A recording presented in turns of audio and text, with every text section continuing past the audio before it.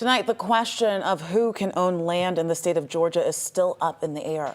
That's right. So a bill looking at to set some restrictions is still sitting on Governor Brian Kemp's desk. Now, if he signs it into law, Georgia will not be the first state to set these regulations. Why don't we bring in Karis Belger, 11 Alive's Karis Belger. You have been working on this story tonight, so what did you find out? Well, we found that there have been similar laws that have been passed across the country on this.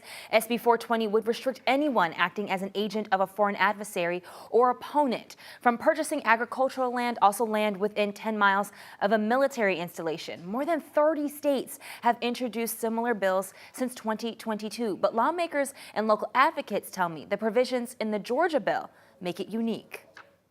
Basically singles out individuals or people from restricting and buying real property in Georgia. Tim Herr is a real estate broker and the former president of the Asian Real Estate Association of America. He tells me he's tracked 34 similar bills that have been introduced across the country. The way that these bills are drafted and written, they're targeting individuals and people from real property ownership, and that is a major concern. SB 420 would prevent an agent from China, Cuba, Iran, North Korea, and Russia from purchasing agricultural land or land within 10 miles of a military base. Republican lawmakers argued during the session that the bill was about national security, not discrimination.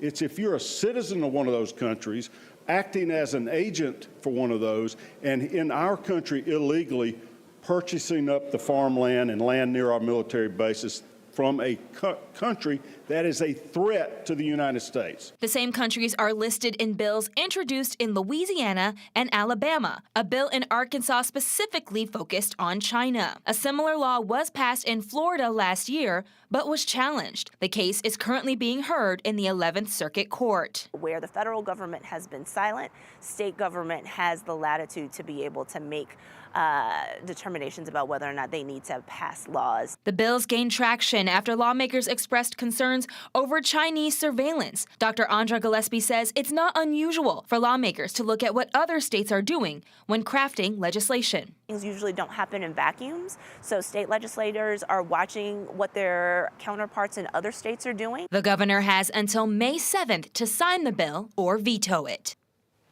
And I want to mention there's one more country that's mentioned in that bill. It's Venezuela, specifically people representing the government of Nicolas Maduro. I've reached out to the governor's office to see if he plans to sign the bill. I have not heard back yet.